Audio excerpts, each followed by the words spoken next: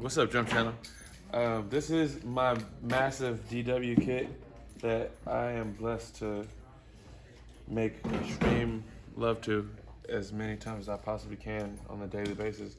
I have a Purple Heart collector series with I believe this is a copper fade sparkle. And I have 8x7, all the rack toms are by 7, so I have 8, 10, 12, 13, and 14 rack toms, all in the depth of 7. That's funny.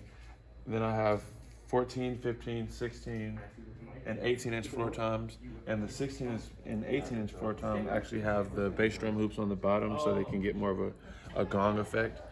And then I have a 14 by 12-inch deep phenom, which, you know, it's a snare drum and a floor tom, so I can be as quirky with it as possible.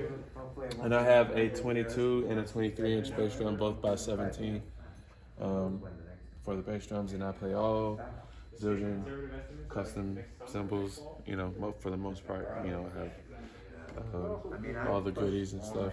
Big Firth drumsticks, my stick that I make with these guys. Hopefully you guys will see him at some point. And Remo drum heads, the best drum heads in the game, most consistent drum heads in the game. And yeah, this is my magnificent DW drum set.